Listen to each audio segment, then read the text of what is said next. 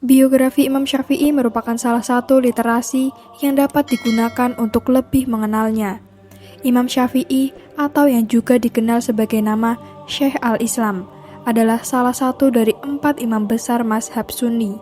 Imam Syafi'i juga merupakan penulis dari beberapa karya terkemuka di lapangan.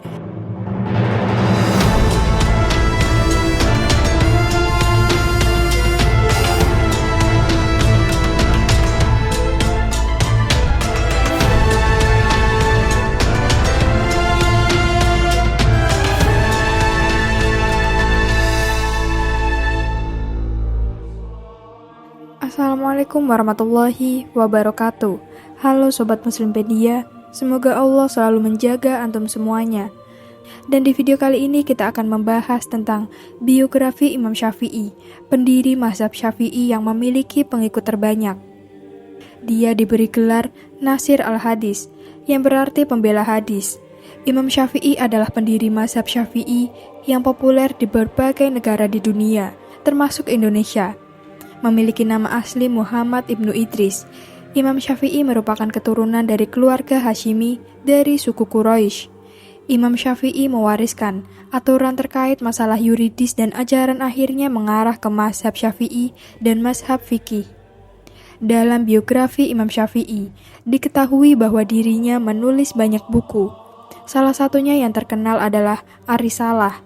Ini adalah bukan buku yang mengatur prinsip-prinsip hukum Islam yang disetujui oleh setiap mazhab. Hal ini membuat Imam Syafi'i menjadi salah satu orang yang pertama dalam sejarah Islam yang mengembangkan cabang ilmu agama ini. Nama lengkap Imam Syafi'i adalah Abu Abdullah Muhammad bin Idris al-Syafi'i bin al-Abbas bin Utsman bin Syafi' bin Ubaid bin Abu Yazid bin Hashim bin al-Muthalib, di mana ayah dari Abdul Muthalib, kakek Nabi Muhammad SAW, bin Abdul Manaf. Dia adalah salah satunya imam yang terkait dengan Nabi Muhammad SAW, karena dia berasal dari suku Quraisy dari Bani Muthalib, yang merupakan saudara dari suku Bani Hashim, suku Nabi Muhammad SAW. Imam Syafi'i lahir pada tahun 150 Hijriah, 767 Masehi di Gaza, Palestina.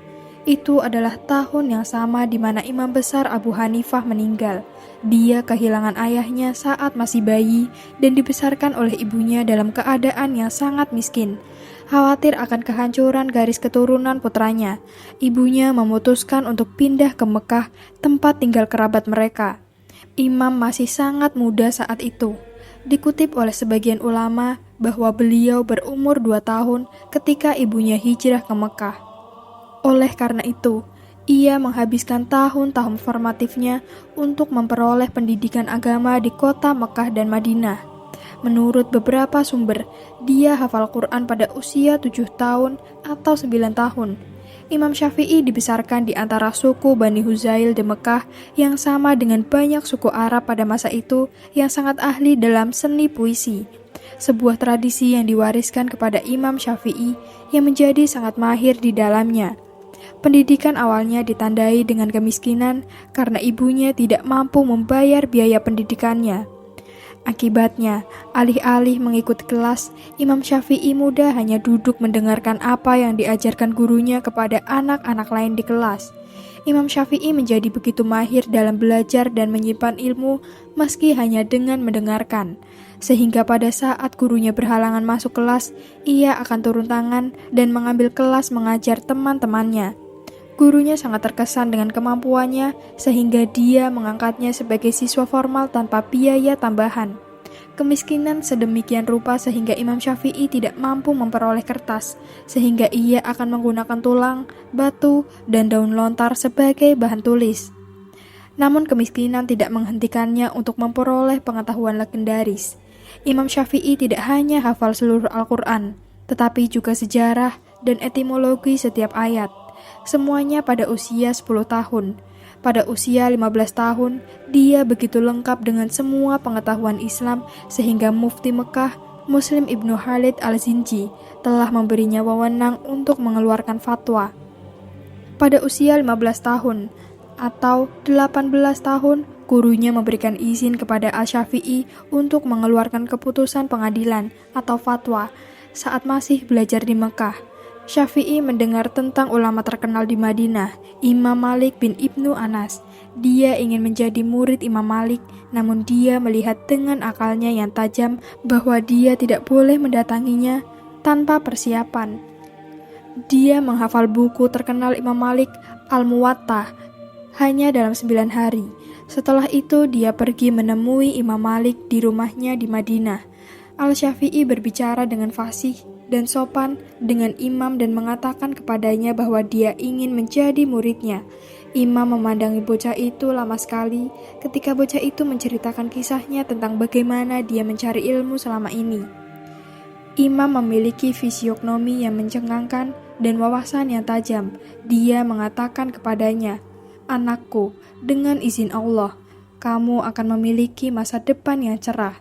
Besok datanglah padaku dan bawalah seseorang yang bisa membaca Muwatta dengan baik, karena aku khawatir kamu tidak akan bisa membacanya sendiri."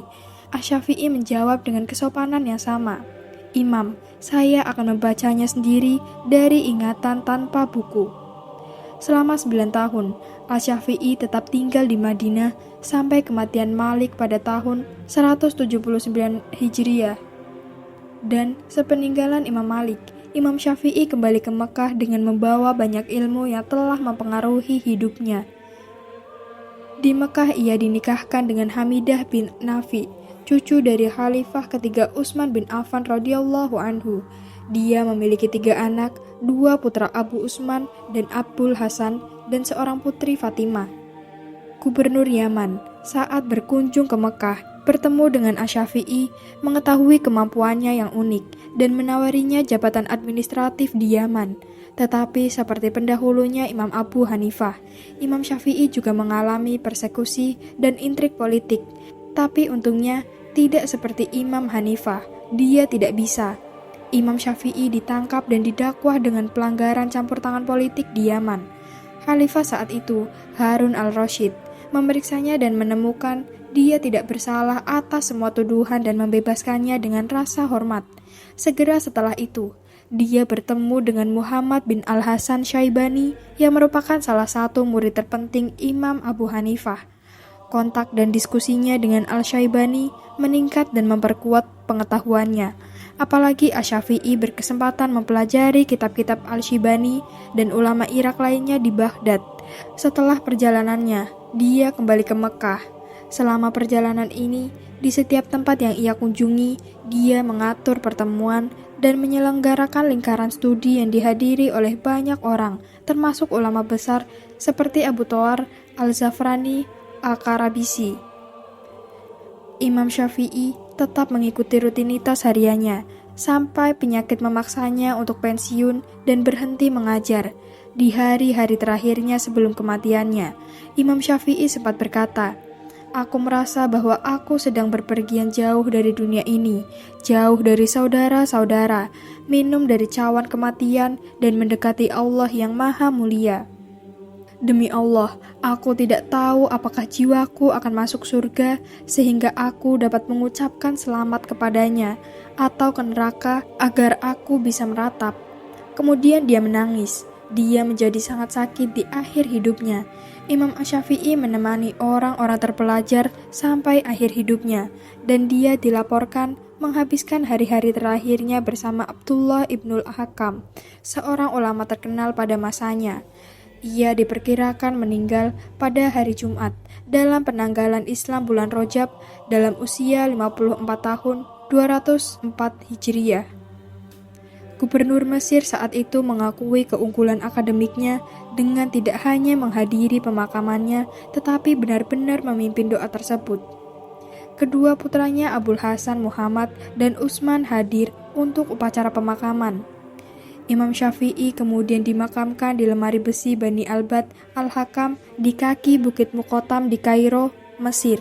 Dia disambut dengan sangat hangat dan hormat oleh orang-orang dan ulama Mesir karena Imam Syafi'i merupakan murid Imam Malik dan karena reputasinya di bidang fikih yang sudah tidak diragukan lagi.